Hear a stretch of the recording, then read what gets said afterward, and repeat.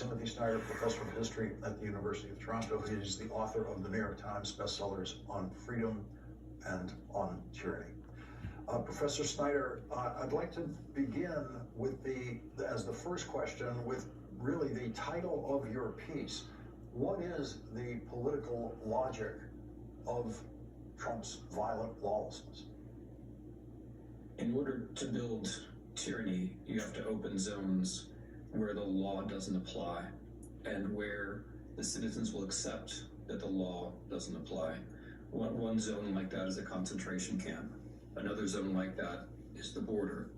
The logic of what they've been doing with ICE is to take the border everywhere, to take border enforcement everywhere, to take the violence associated with border enforcement everywhere, to try to get the citizenry used to the idea that anywhere in America, at any time, there can be a zone of exception where anything is possible. That's the logic. You write in your piece that the way the administration uses the word terrorist and extremist is very important to the way they're carrying this out. And we saw them use that word instantaneously after Alex Preddy was murdered. Yeah, I mean, before I answer that politically, I just can't help but say that it's fundamentally indecent to speak that way of the dead.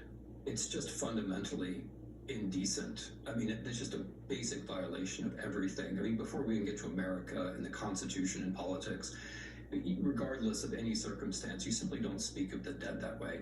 And when it's possible that you might bear responsibility, the first thing you ought to be doing is taking that responsibility. Okay, having said that, this is very familiar. The idea is to deny the victim their humanity, to turn them into a member of an abstract class, to turn that class into a threat. And calling people terrorists or extremists, or as Stephen Miller did in A Complete Lie, assassins, this is what tyrants do. They take away what's special and particular about us and try to turn us into enemies. And what's depressing about this is not just the evil of it, but the cliched character of it. This is exactly what Putin does. This is exactly what they all do, and we just can't fall for it. Happily, I think we're not falling for it. You also write in your piece, there's so many language components to this.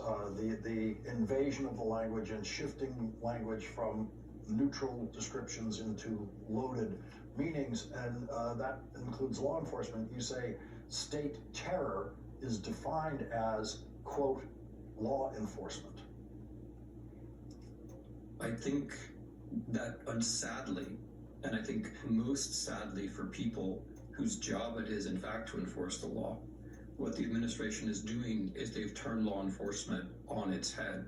They're using it as a kind of verbal protection for any kind of action. It's a kind of magic phrase. As soon as we hear it, we're supposed to think that those people must be doing the right thing.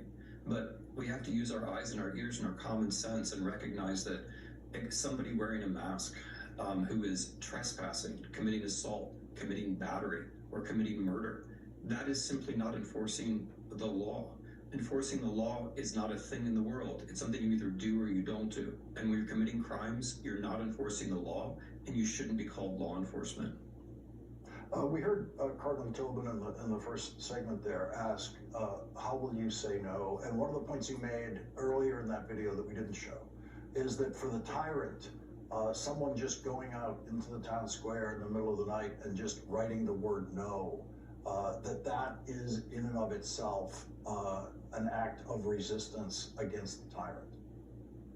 This is absolutely right. It's the beginning of resistance. It's saying no says, this is not normal for me. Saying no says, I've noticed that this has crossed a line. But saying no is also saying yes, because it's the moment where you recognize what are the values for which you will stand with other people, for which you will take some kind of a risk. Professor Timothy Snyder, thank you very much for starting off our conversation tonight.